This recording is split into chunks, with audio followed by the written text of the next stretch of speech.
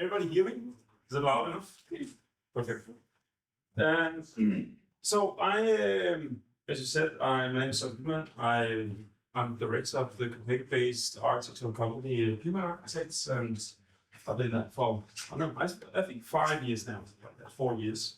And I made a presentation here where we're going through some of our projects, but I think like the main purpose of this presentation is actually to give you some insights about our overall philosophy, our mythology, try to give you a better understanding of what we are heading towards. Because I think this is like the crucial thing about the office that we're running right now. There is something that is driving us. There's something that we're looking for. We don't know exactly what it is, but we have an idea. So I'll try to kind of like get close to that in this presentation. And I think if I should describe, I like that you described like continuity. I totally agree. That's definitely a very important thing for us. But I also think there is something for us that is about getting as close to things as possible, so they start to like reveal something about themselves. And I think in order to do that, you really have to have a profound understanding of materiality, resources, where they come from, how we process them, how we cultivate them, and how they kind of like make their way from being something that is a raw resource, and in the end becomes a building component that we can use for our built environment. And this is also one of the reasons why I really like and I really enjoy going on study trips to different production facilities, and we do that quite often at the office. So this one works there. Just to try to like, also for all people at the office, try to get an understanding of what does it actually take to take a raw resource and bring it through a lot of processes in order for it to become a building component. And I also think there is something that it probably has something to do with ethics here, that the more you're able to kind of like reveal these steps, the more the bigger or more profound impact, like architecturally, atmospheric, I think the architecture in the end becomes. So for us, it's really a question of working with the processes rather than with the final result. And like to see how we can tweak small processes in like the very logic of how we put things together in architecture. So it becomes some kind of like curatorial approach, I think. Really try to go in somewhere rather than designing it. So really try to avoid prescribing how a project should be before we start. We try to be as open as possible, as open for alternative versions of our own first concept, so that we go to a place and we want to understand that specific place and try to understand what are the qualities here, what are the material properties here, what are the physical materials that are present here that we could potentially use for something. So we go to these study trips, and I think at some point, for me at least, it became quite obvious that it's also a bit stupid to continue having the same approach to how we build architecture. Then we always go out in nature, and then we gather a lot of materials, and then we have to cultivate them anew every time. So I started to be way more interested, like see how could our built environment become our main supply chain in where we are harvesting our materials from? And could there potentially be something about that when we talk about context in architecture, when we talk about a certain place atmosphere that we want to amplify, could we potentially do that simply by just building out of the things that we find in that place where we want to build something? So we kind of started to pivot away from looking at how we cultivate raw resources and more looking into how we cultivate the resources that we find in the built environment. And how could that be not just for the sake of using fewer resources, but also for the creative process? How could that be the starting point, the part of how we look at architecture? So for instance, for a couple of years ago, we got this small project. It's an art institution in Copenhagen called Art. They were placed in this formal bank facility. And then, like, they were only supposed to be there a couple of years, and then they came to me and asked, could I do something with the space? It was a formal bank, and they saw themselves as being like these rebel artists, so it was very difficult for them to get an image and move it to a bank, so they just wanted something different. So we went there, and we just demounted everything from the space. We really just tried to take everything down, made a catalog and archive, And based on our findings, we started to put things together again, but different. So this is the picture here, was what it looked like before. And this will look like after. So we, like, it's a very, very simple project. We just turned this space into a more like generic exhibition space. What we did here was that we took these suspended ceiling down, found a system to put them together with small key hangers, brought in some rails, and then we turned this space into a flexible exhibition space. So now they can move these things around and they can reposition, they can divide the space up, they can open it up completely. And actually now they moved out for a couple of months ago, and now they positioned everything, put everything back into the rack, into the ceiling. And they handed over to the landlord because that was a part of the contract that this had to be delivered in the same way as they received it. So it's like, it's really, it has been like a full circle project that we transformed and transformed back again. In this case, for very boring reasons, because it was contractual obligated to do so. But I think this is also, for me, it's kind of like the same idea of trying to get as close to things as possible. Like, because we only, or at least I think it's more interesting to work with things that that find themselves in the world of architecture for a reason, not because we want to create a certain atmosphere, or we want to create a certain look or aesthetic, but simply because they play a key role. So if you remove that single thing, then technically the architecture won't work anymore, the building won't work anymore. So for some years ago, when there was the curator of the biggest pavilion at the Budapesti Műszaki, she came to me and asked if I could make a contribution for some book she did. And she asked me to do a contribution called Home in this anthology. So she was asking a lot of different people. And I think the reason why she asked me about that was because at that time I've done some small summer houses, and I was also in the process of doing some student housing. So I thought this was, like, she thought this was a good opportunity for me to present the term home through a couple of my projects. But I thought this was also a good opportunity to actually become critical about my own work. So I took my own, a couple of them, projects, built them in 1:6 scale, 1:6 scale models. And then I called it home minus 12 mil, which is approximately the thickness of a gypsum board. And then we just removed that to see what is underneath. And of course, there's a reason why we use gypsum in architecture, but there is also a truth just hiding behind the surface in contemporary architecture. And I find that very fascinating. So in this project, for instance, you get to see like the vapor barrier, you get to see like these heat distribution plates in the floor, you get to see like the floor heating, conduits, all these kind of things. And I think this is where architecture literally should take its starting point. In all these things, we have to put in there. And we have to find a way either to make them attractive, so it becomes something that is interesting, or we have to find another opportunity, like another version, another way to work with it, instead of just hiding things away that we don't like. So this has been kind of like the goal that we are pursuing at the practice, and we are doing that in many different levels. Sometimes we write about it, sometimes we do like very speculative projects, and sometimes we build on it. We build all the time, but we definitely also contribute in many other types of media forms. And right now, jumping from that project, which was part of the Danish contribution in the Venice Biennale some years ago, then I was so lucky to be appointed as the next curator. So we at the office are opening the exhibition in Venice in a couple of months' time, and I hope to see some of you there. But for me, I think this was like a great opportunity to try out some of the things that we wanted to achieve. So instead of figuring out like, okay, what do we want to exhibit here? Then we rather wanted just to look into the framework that was there that we were supposed to exhibit something in. So we just started to look at the building in the Giardini area of Venice.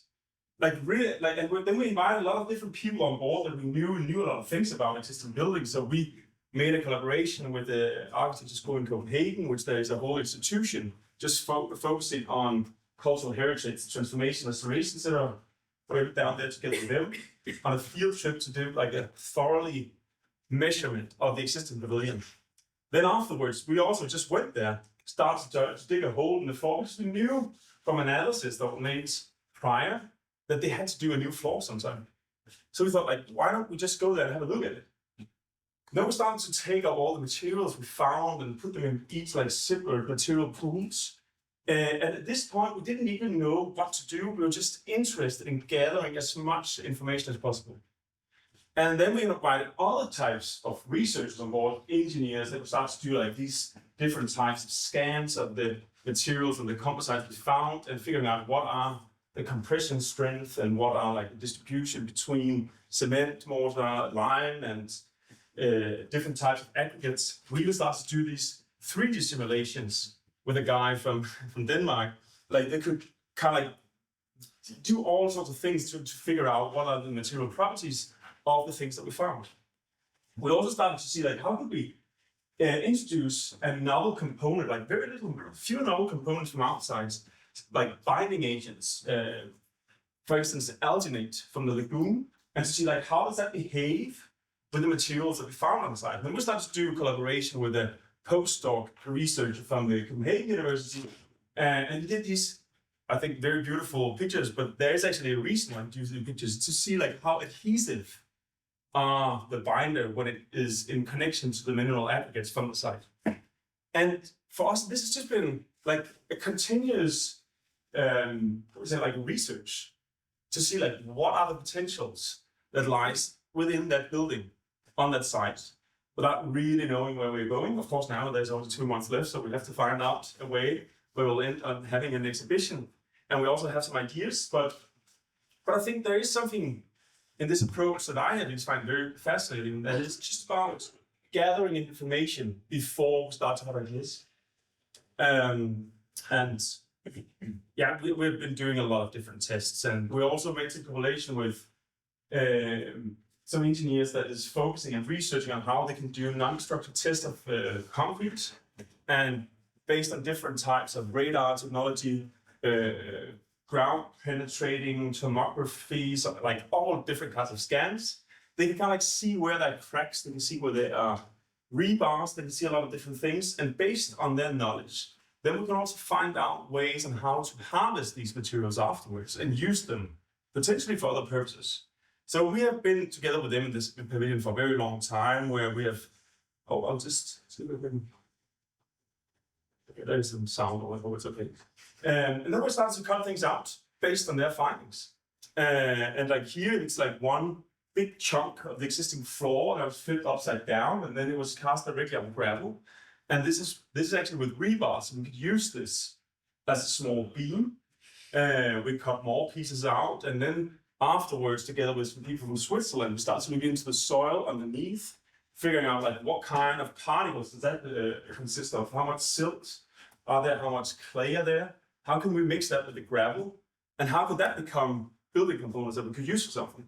So it's just become this long research and looking into this pavilion and see like how could this pavilion both, we have to find a way to restore it now, especially now when we have cut up the floor, but we also want to see like how can we look for alternative potentials architecturally within the materials that are already present on this specific site.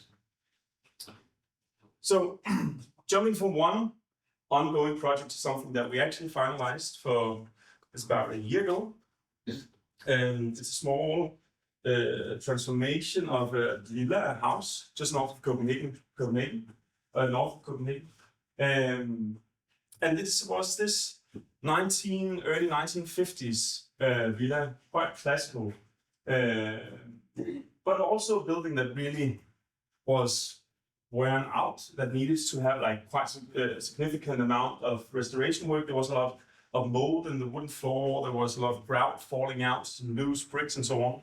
So we kind of like went over all surfaces in this building, and we did analysis to figure out where do we have to do something, because we just wanted to do the absolute minimum. So instead of looking for how to renovate it all to make it look beautiful and new, we rather wanted just to see like where do we need to do something specifically due to technical reasons, and how could that become part of the architecture? So we, for instance, this is a good example. Like we found out there was these areas along the wall where moisture was coming in, so some of the oak floor was molding. So we just cut these specific areas away, And then we introduced a very simple material palette that we just wanted to use overall in the building. And then we started to patch up the building. So kind of like the patchwork became an architectural motive in a way. It became like a strategy to how to work with this building. So even though that we did very small things sometimes, it kind of like had a big effect because we started to mix the things that had a history. Some of it was the original from the 50s. Some of it came later in the 70s and 80s. And some of it, of course, we introduced as part of this transformation of the building. But I feel like it was all part of the same idea of creating, as you mentioned earlier, Adam, to create some continuity, trying to not just, of course, utilize the materials that are there already, but also trying to bring in some of the qualities, architectural qualities that was already present before we started, so that they have a crucial role to play in the new configuration of the building. Yeah, so we get to see these places around the building. Sometimes they're very small, sometimes they're bigger. So for instance, here we had a small staircase before that was removed, so that there was a bigger hole that we had to patch up. And then we introduced these three cores or shafts in the building, where each of them represented a very essential part of the building. So one of them was for technical installation. So in the basement, we created a toilet and a kitchen on the ground floor, and on the first floor we had a bathroom. Then we made a staircase running all the way through, penetrating the existing roof, introducing a skylight. And then the third one became this storage space, because it was an art historian. This is actually, now becomes like full circle, but the curator for some years ago, she was the client in this case. So now it's been mentioned a couple of times, but then she had a lot of books, so she wants that to be very prominent in the house, that would create a storage space for the books. So we had these three shafts that spans all the way from the basement towards the roof. And then in between these shafts, we don't really have any precise logic besides we're just looking for the things that are already there, and then we just let these things meet in the way that they do meet. So these bricks, they were already present. That was part of a former slab that we took out in order to create a double height space. And I just feel like there was a great amount of friction, of resistance in this way of working that I kind of liked, where there was something that we kind of like stayed in control. And there was a lot of it where we were literally just leaning back and just looked for what the building wanted to do. And then we just tried to help it to solve these things. And I feel like this friction that I mentioned, I really think that you can see that also in the floor plan, that things don't really align. There's some kind of vibrancy to it. And then as part of this process, of course, we produce a lot of construction waste as well, and we look into how can we utilize that, or at least utilize as much of it as possible. And so we gathered all the bricks. Some of them we crossed, so broken ones that we cast new to like terrazzo elements for the stair. And on the outside, we kept all the bricks, so we just moved them around in the existing facade. So as you can see here, there's in some places we closed off the lower partitions, which again made a demand for some bricks. So we had to open up other areas of the building. Some places we closed it completely off. Some places we just moved a door slightly to meet the new floor plan on the inside, but we left the lintels and the arches on the outside. So we kind of like had these small reminiscences of the former configuration. Oh. And I feel like just as much as the floor plan starts to have this vibrancy to it, I feel like also the elevations of the building kind of like has the same way of communicating its former configuration and its current configuration, and potentially also like be open in a way so that you could think of new configurations in the future. So for instance, on the north side, this was where the kitchen is. We had this small window. This was one of the places where we really opened up the building and created this almost outdoor feeling kitchen, but at the very same place. So before the kitchen was this small satellite space in the building. But then after this intervention, it really changed quite dramatically. But I think what was interesting was this this balance of going around on all walls and figuring out, like, or at least having this dialogue between, okay, if we want to open this up as much, then we have to close something off, because if we don't want to have any waste from this site, if we want to utilize it all, then we have to find a valuable purpose for it. We can't just put them all out in the garden. Of course, we can do that, but at least in this project, it was became kind of like a dogmatic way of working. Let's see how much we can just move around within our own plot and see how that can form a new version of it, the very same house. So these are like some of the bigger pictures from the first floor and from this double height space, which is more the studio space in the ground floor that reaches all the way up to the first floor and penetrating the roof of the skylight. And now this is just after she moved in, that she was still in that time where she was trying to figure out where all the things should be. So this was for me, this was a very interesting project because it was an interesting client. She gave us a lot of freedom, artistic freedom. But this was also for us a very interesting time, because at the same time as we started to do this project, we won a bigger competition for doing like a community center, some kind of a cultural center, a cultural building in Copenhagen. And there we really wanted to put this methodology or this approach in focus. We really want to see, like, how can we work with this idea and how we could kind of like use architecture or use our built environment differently to create a new architecture. Also because in this case we moved up in scale. So from going in these like small projects are like 100 or 150 or 200 square meters, now we're up at 6,500 square meters for the cultural center. So it was really like a scale shift. So it also requires something completely different from us.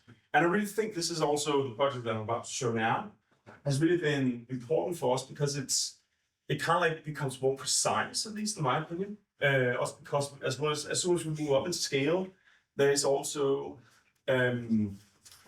like it has the ability, I feel, to become something that a case study project, something that people can learn from. So in this case, it's really been about looking very deeply into the materials that we listed on site and try to figure out how do we introduce the right tools, the right methods on site to use these materials. So it's a building, as you can see right here. It works there. A yellow brick building with a concrete structure on the inside from the late 60s. Like very horizontal windows on the outside, very subtle, modest, not something that you notice that much. On the inside, they had these, from the first floor and upwards, very horizontal, long stretched floors, and also very low to the ceiling. And then we started to look into this building and see, like, how could we change it? So this was a picture taken, I think, a year or 1 year after the first one here. And this was taken a year ago, something like that. And I think what's important to notice here is that almost all the things that you see on this picture is already present from the picture to the left. So we literally just cut out the existing slabs, flip them, turn them into the foundation for the new staircase that we're introducing in the house. And of course, this is a very, I guess, the most prominent architectural intervention that we do in this project, but it kind of like kickstarted that whole, like a lot of different ways to utilize the materials in the building itself. But before we came there, we just had to first peel off all the layers. There was also some toxic materials in some of the paint, so we had to get rid of that first. So we kind of like went in through all these processes where we really wanted just to see, like, how can we peel off as much, of course, as the toxic materials as possible, and keep these things in separate material pools. And all the materials that was not toxic, we kept them on site. And just to see, like, maybe we could find a way to utilize them later in the process. So we had all these materials in different bags in the basement. Some of them were stacked. And I think there was something interesting about this way of working, because we got the whole team, like the constructors, the engineers, the different types of advisors on board. So everybody was constantly looking for potentials in the waste that we created on site. So it was a project that really kept on developing itself, even in the construction phase. And I feel like just a simple thing as convincing a whole team of contractors and clients and different advisors to do a thing like this has been quite demanding. And also because as soon as people accept it and we start to like 3D model it and people, engineers start to calculate on it, then something's not waste anymore. It becomes a component that is being taken very seriously and that everybody on the team are discussing very like intense throughout the whole process, from being something that we just throw out, which was like the first intention to begin. So this is a picture of what it looks now, more or less, after they moved in for a month ago. But before we were that far, I think some of the interesting, like in-between stages was also when we had to do this. These concrete elements, they were cast on a separate factory in the late 60s, and they are reinforced with these rebars. So there's tension in them. So as soon as we cut them out, we cut over the tension elements, which will make them loose, which will make them working non-structurally anymore. So we had to come up with a solution how to keep the tension inside the concrete, even though we start to cut them up. So the engineers came up with this idea of mounting brackets into the concrete, but then with, I don't remember how many kilonewton, had tension that runs through the rebars from both sides, so that we keep the tension before we cut the strings. And I feel like this was also quite an interesting in-between approach, because suddenly this building, when we walked around, became our main supply chain. That was these laminated pieces of paper. So you can see that now I'm walking on something that's going to be a stair on the first floor, and now I'm walking on a cafe table over here. So you kind of like, you walked around in this building and kind of like feel all the materials, most of the materials that was part of its own transformation, but they were positioned differently. And that also, of course, required another way of looking on like the logistics on the construction side, because none of it was taken away. All of it was being kept on the very same site, meaning that we had to do a very precise planning on how to move around, what kind of works will work together with part of the deconstruction, how to move things from one side to the other side so everybody can work there. So there's, of course, a lot of planning in this. But that's also, I feel it's been really, like, part of the project has been quite interesting.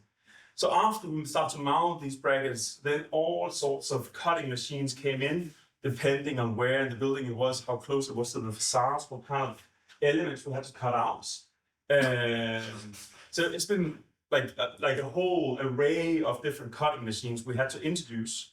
And then we built like these towers, so we could lower all elements down inside the building. So we had these core drillings, 4 places in one slab, so we could have these bands running around when we were lowering it down. And then we actually found out that, because we thought that more of them would break in this process, but they didn't. So we had some of these elements left over in the end. Then we started to have the idea, could we use it for furniture? Because if you don't want to throw it out and crush it up, then we still like maybe find value in these elements on site. So we started to do a whole catalog on different types of furniture, actually based on their own weight. Because when you have this concrete structure, the more you move up, the slimmer the structure becomes, so the less weight it actually can carry. So we started out at the very basement, where we had these 2 chunks of concrete on top of each other, weighing around 12 tons, 13 tons in total. It could easily stand there on the ground floor because we had an in-situ cast concrete floor, but as soon as we move up, we have to make it thinner and thinner and thinner in order for the structure to work. So kind of like the building's own load-bearing capacity became a design factor in how these furnitures ended up looking like. So we started to cut these things out, found places to store or ways to store these things on site, mounted all these steel brackets that we designed and put into fastening and strengthening the existing structure. And then afterwards, we started to reposition these elements, which I think was some of the most interesting steps in this, because then suddenly they have to find their way into their kind of like own or old position just slightly altered. So we had different types of cranes inside the building to reposition these elements. And it really required a lot of precision to get things in position right. But in the end, they all came in, and we actually managed to make this staircase, which was the overall ambition. And I think like to do an effort like this, it requires quite a lot. But in this project, we also tried to see like how can we turn this effort into something that has a huge architectural value. So it's like almost everywhere where you find yourself in this building, you have these three chunks of stairs that it also becomes a very important social factor in the building, because it kind of binds together all the collective spaces from the very entrance that you find yourself in the ground floor, and then where you also have the cafe. As soon as you move upwards from the ground floor, then you pass through the library. From the library, you go to the meeting rooms on the first floor and the second floor, and from the second floor, you go there further up to the third floor where you have an open office space. So this is what it looked like after everything was positioned and moved in. And like the same story, even though that this was of course the biggest task and what required most of us to do, but the same story just did over again with all other elements in the building. So when it came to the facade, it had these very horizontal windows, and we wanted to open it up to make a gesture towards the public street. So we again started just to cut out the existing brick, these pavement walls, like the lower partitions under the existing windows, and just flip them down so that they form these new pavements. So this is also like the existing wall that was here, cut out, flipped down. We give it a new type of ground so that people can walk on it without breaks. And then it kind of like it becomes the gesture. And it also becomes very pedagogical. You can see like the cutting section, you can see where it comes from. You kind of like understand it immediately, even though that you're not an architect, which I like very much, like to see how easy understandable it becomes. So both became a gesture on the outside towards the public street, but also on the inside where we added this extra glass wall to accommodate space for all the new installations. So this glass wall was just again paved with all the existing yellow bricks from the old wall. So these are some of the pictures taken, well, I think a month ago, just before we delivered it. Right. But then there was also, I think, for us, when we were doing this, we had this idea of, well, we can just continue to reuse. But we also found out that there's there's like a change in scale. At one point, elements kind of like lose their component qualities. Like you can easily, of course, find quality in a brick, you can find it in a concrete element. But when you have a small piece of gypsum that is broken, it's very difficult to see how to reuse this directly in an interesting way. So instead of we started to pool all these different materials together, all the waste, as I mentioned earlier. So we had a whole bunch of pile of wooden waste from the existing house. We also have plastic, we had gypsum, we had metal in different types of forms. And then we were looking for alliances in the industry, people that knew how to take waste and reprocess it. So now we're coming back to some of the things that started to talk about at the very beginning, like this idea of cultivating resources. So this becomes our raw resources in this project. This is where we actually have an ability to form something deliberately, where we have to design something.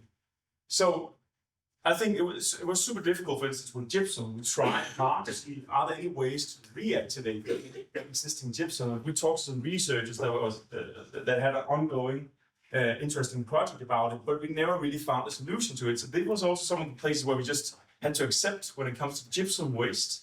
It was very difficult for us, at least in this project, to find a way to utilize it in an interesting way. But with the wooden waste, we found, I think, a very interesting place in Jutland, in the main part of Denmark, where we could shred all the wooden waste up to particles, smaller shafts, wooden shafts, and then we could kind of like put it together. We tried different types of binding agents to form new boards. So together with them, we kind of like created a small project within the project just to see like how can we utilize all the wooden waste in this project. And in the end, it ended up that we created our own particle board based on all the wooden construction waste we had. And then, of course, with a lot of new particle boards, we could start to design new furnitures for the very building itself. So this, for instance, is in the cafe where we have these long tables, legs out of cut off concrete pieces, and then particle boards, tabletop spanning on top. And you'll find them all around the building. So, of course, some places, as I mentioned earlier, we just go with pure concrete furniture because that was what we had. But in other places, like in these meeting rooms, we also have these particle tabletops spanning on concrete elements. Sometimes we have even only particle board furniture and shelves and so on. So this has been for us a way to move down in scale and also experience that resistance that you find in some like aesthetic difficulties. Like when you really look at something for a very long period of time, but you never really find a real purpose to use it for. Like it's very difficult. It's also for me, it was there was a bit of a like acceptance to come to that point. Like we really have to process it anew. There is no other way out. If not, then we're just gonna have this waste-looking architecture, which is not interesting at all, at least in my opinion. When it also came to steel waste, some of it that was in good shape, like these old lamps, we just retrofitted through an industrial partner, got new light fixtures inside of them, and we can reuse them in the building. The rest of it, we just found a person that could compress it, so they normally do it with old cars and so on. And then after it was compressed, we used it for furniture around the building. I don't have the pictures for that yet. Will come. And so it's been used for benches, bases, table legs, different kind of things around the building. So it has really been a project that has been quite interesting for us to follow because we have kind of developed our architectural methodology as an integral part of the project, because all the natural questions that you will normally kind of like create by setting up some constraints for yourself in a creative process, they just naturally occur in this process or in this project. So I just collected some more final photos of this project here at the very end, where you also get to see some of the way that we like to detail, because sometimes you have to do something, introduce something new.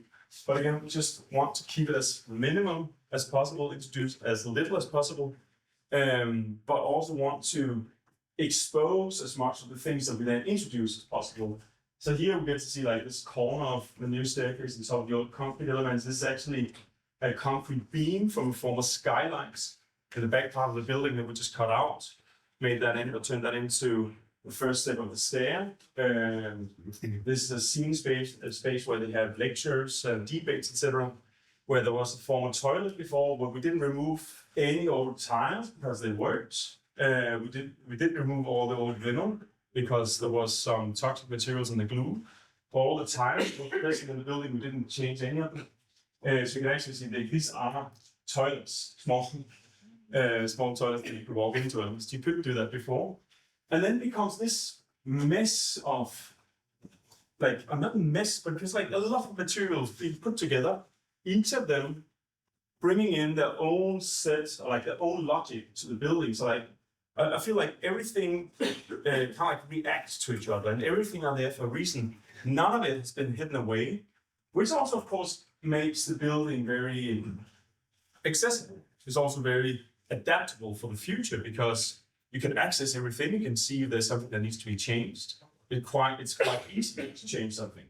So it's also on a more infrastructural level that we make sure that everything in the building was just very boring part, but like sprinkled to begin with, so that they can move walls around. They can set up divisions in the building without having to rethink the fire service.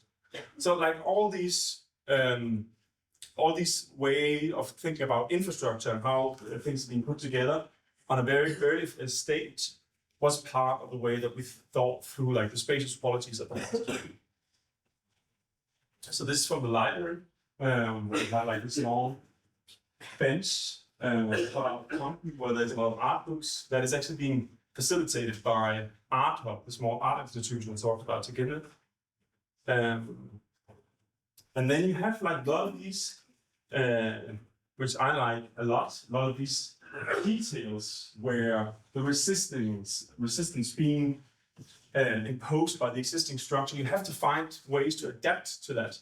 So like these very finely detailed aluminium profiles that kind of like just morph around the existing structure along these very heavy duty brackets that needs to be there in order to sustain the sheer weight of this existing concrete, with these weird ways of working with guardrails to make sure that they are safe.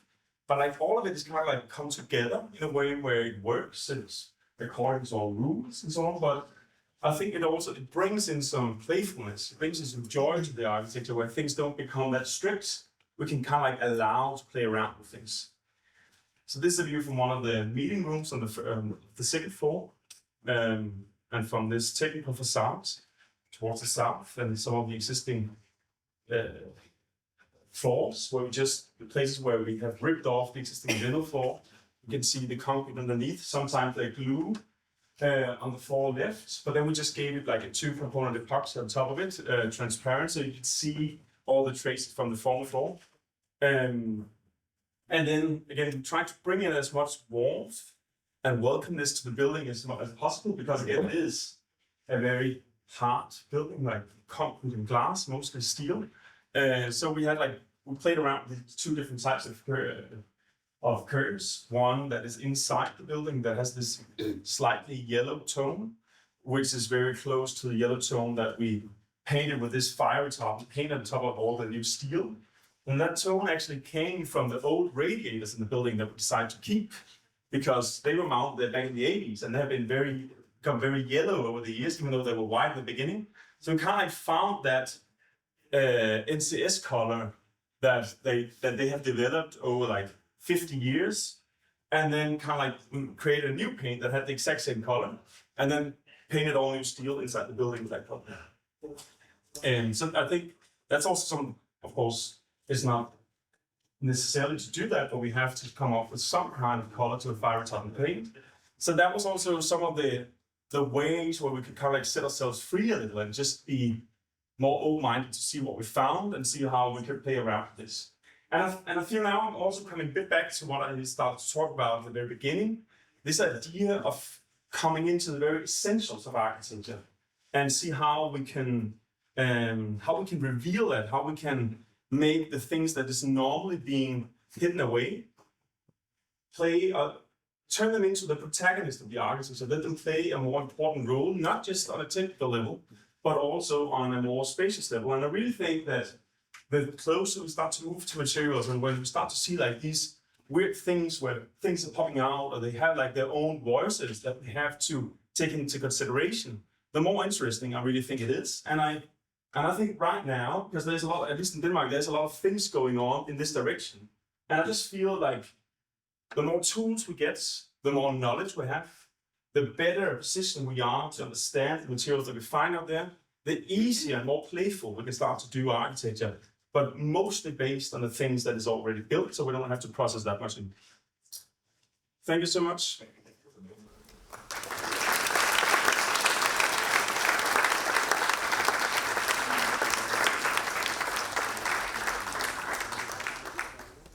If there's questions.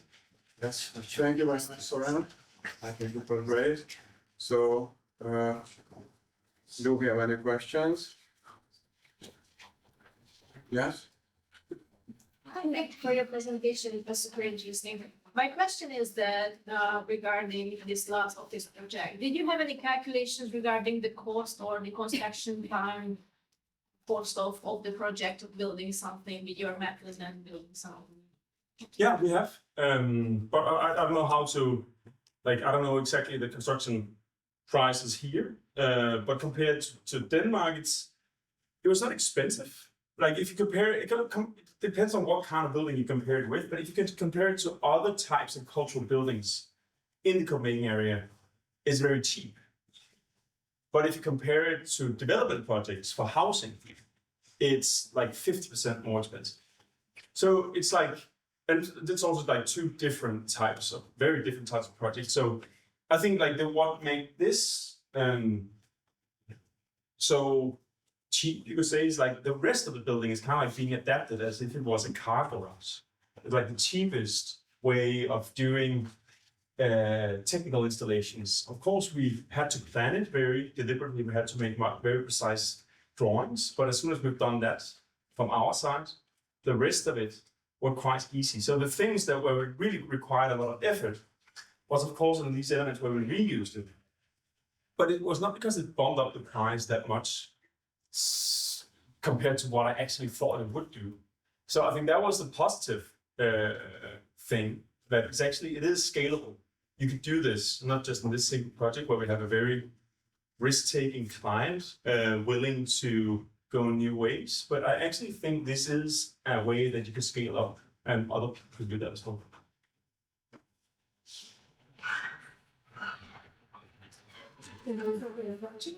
My question would be that what is the public reception of this point of view of using existing materials, and is there any kind of education process detached to this structural building, for example, or is there any continuation of this study?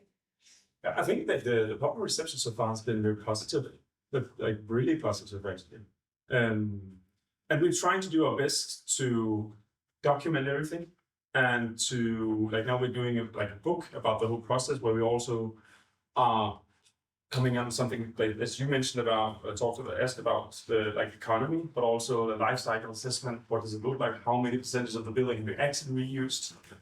What kind of impact does that have for the whole process and so on, so that we can hand that out, you can buy it and get that insight. And on top of that, we have also asked the Danish Technical University to like a full LCA on the building, and also looking into different strategies. What if we have approached this different? What if we have restored this building traditionally? What if we have turned it down and built a new? What kind of scenarios are we looking into? So what are we actually gaining from doing this compared to other approaches? And all these things will become public as soon as we have everything, and it will be within a month or two. Okay, thank you. I was thinking about also aesthetics. So is it easy to be familiar with it for a non-architectural background person? Yeah, I think so. Like, I feel like the most reactions we've got is that the people, when they understand it. Actually, that's the good thing. Like, even though that people don't have any interest in architecture, they kind of come in, and then they ask the question. So are these the forms of floor? So they kind of like, they understand that immediately, and then I can see that it sparks some kind of interest in people, that they can start thinking, okay, if you could do that, then they could potentially also reuse things outside of the field of architecture in more interesting ways. And then we can start to reduce our main amount of waste. And then there's a lot of things that comes as a consequence of that you can kind of like take from this specific project and imagine that to have a future in other fields. So I think that is like, a very positive thing about how people are perceiving the project now. And of course, it's also when they are there together with me. I don't get their real opinion. They're mostly positive, but I feel like overall, even though, and it's not when I'm not present, that people are positive about it. You? Yeah, I would like to ask that we have a process like designing process, and then you have the construction process. And like this phase is like you can separate it into two. But I feel this in this process is like fading together. And how was it like to use, like, I don't think that it was like there was a designing process and a construction. And how was it like if you say a percentage of the time that you design it and then construction? Because most of the time we separate it together. Or there was always some things that you discover during the construction phase and you need to redesign it. But I feel these two phases combined together, and how will it like in your project? Like, no, that's super, like, because it's not right at all. Like, so it's not because like we are never handing over the documents to any else. Like, it's only us at the office taking care of the full process from the very initial sketch to the last detailed drawings. And therefore we can also allow, of course there are a lot of protocols when you come to tender documents and like what are signing contracts on, etc. And then you have to find a way to move around in it, which can be difficult, but sometimes you can what we have tried to do, work with scenarios and like get more prices to see like what if we go in that direction, what if we go in that direction. And then you can kind of like have some an open discussion later because you have already set up a framework of prices. You know more or less, depending on what direction we're going in, where the price ends. And as long as, at least that's been our experience so far, as long as we are very upfront with things. Of course, if they have to wait for our response, if we have to come up with something that is like holding the process, then things get expensive and time drags out. But as long as we don't do that, then I at least feel like we have been able to make changes throughout the project. And also because many of it, again, because our overall approach is also to get rid of as much as possible, which is often there is an economical upside to that. So often the things that sometimes we approach, like we suggest something that is more time consuming, that will be more expensive, but sometimes we actually do the opposite. So we also try to find a balance there, and sometimes it goes up, sometimes it goes down, but not because the projects, the price is not rising due to this approach. There's always things coming, but we always have a buffer, and I think that is the same no matter where we build. So it's not because it's been a very difficult thing to achieve, but it really requires that everybody from the very beginning, client, contractor, engineers, architects, have a total, like a collective understanding of where we are going. And like everybody accepts that premises, like say, this is how we work. And then you need to have a very tight plan, like weekly meetings, constantly be upfront before things. And we are planning things a month or 2 months, or 3 months, or 4 months ahead, constantly. So of course, in that sense, you can't go out there and think, oh, this is nice, I want to change it to this. That's not possible. You have to be upfront. So, but it's just we allow ourselves to put it, drag some of it into the construction process, and also feel that is coming back to this thing I mentioned about resistance. This is also where it becomes interesting, that you learn something. You go out there, you actually see the materials didn't behave as you thought they did, or the space seems darker or brighter than you thought. And then you can tweak some small things, because you don't have, of course you can do renders and all that kind of things, but you don't really have an impression of what you're gonna be like. Yeah. Okay. What I was wondering about is, because your entire building design relies on process, on taking the building slowly apart. How do you actually win the questions? Do you present a 3D visualization and you say to the client, I'm going to take this beam out and I'm going to turn it upside down and it's going to look like this? Is that? Yeah, we actually did that in this project.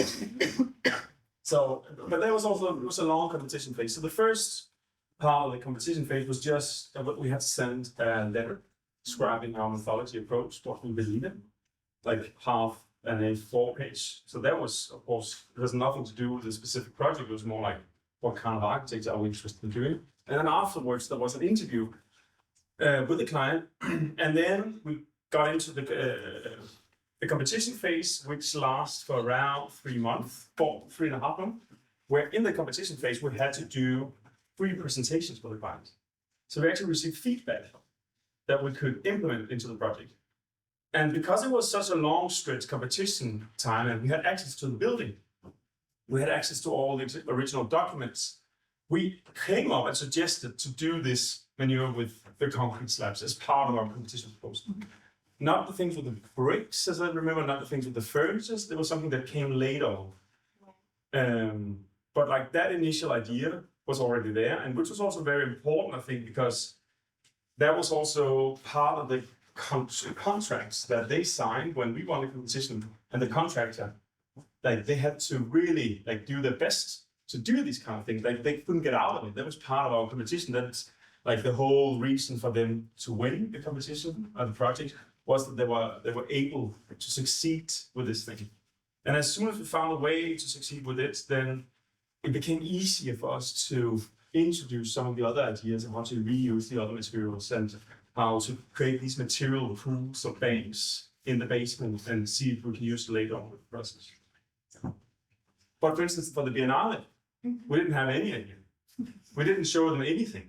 we just like said what we would like to do, investigate the building, and let's see what we find. Right, and they were happy for you to drill into the floor and take the whole floor. Yeah, because the thing that was we found that was made an analysis back in 2016 saying this building is an important issue. You have to do something about it, and then they couldn't do anything about it because, as you know, every year there's an exhibition, there's a takedown period, there's a build-up period. It actually leaves around 1 month left that you have to do something, maybe 2 months if you stretch it.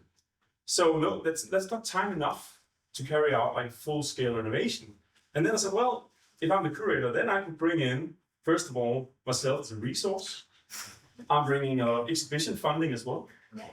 And I'm also bringing a lot of time because I am the one deciding what should this exhibition look like. It could be a construction site. So, and it will be.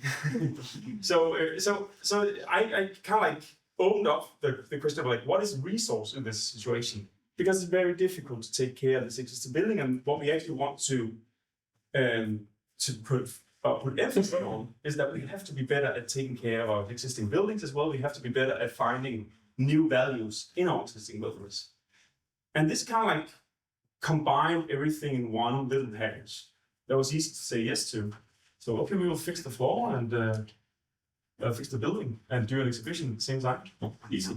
And yeah, so and then of course we went in many different directions because we on the way found out something that was different than what we thought of, and because we also allowed ourselves, since it's just an exhibition, it's just a test here, that to invite a lot of different people and know a lot of things, do research on different types of new materials, and send them down to Venice to do tests in the pavilion itself based on the things we find. And of course, we are trying to find our way around that and see how can we implement that so it becomes a part of the exhibition. You have really cool clothes. Yeah, quite long. Yeah. On our way from the airport to this lecture, there was a very interesting topic in the car. We mentioned generations and older architects in Copenhagen. Could you summarize this? And what is your point of view, your generation's view? Yeah. Of architecture? Yeah, just to give some concept, we just talked about like these different generations and what they have fought for, like what has been like the general idea. And I tried in a very simplified way to say like we had like these waves of architectural discourse, like changes and transitions in the architectural discourse in Denmark. And I think we can go back to like the golden era with all the big ones such as Jørgensen,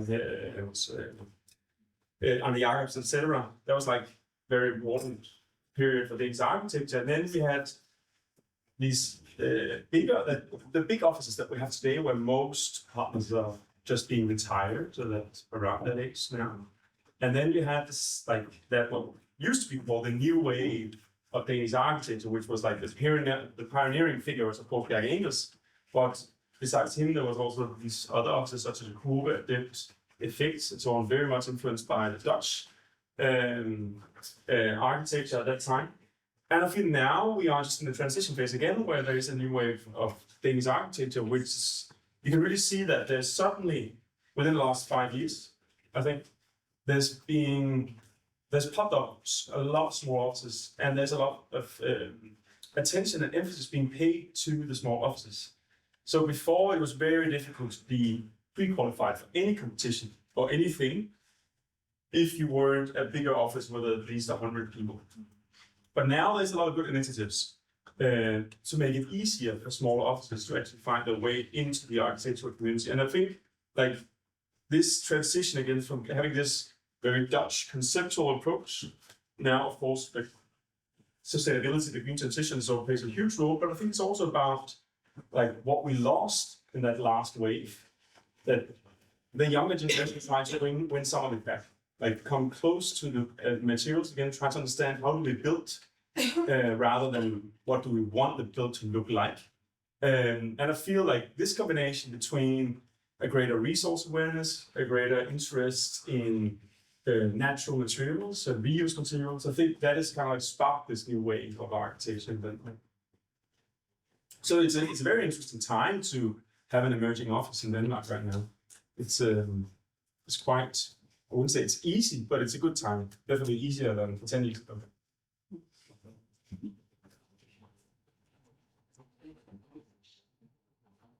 Yeah.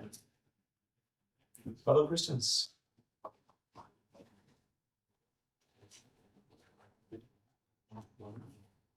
Okay, so thank you very much. Thank you for your lecture.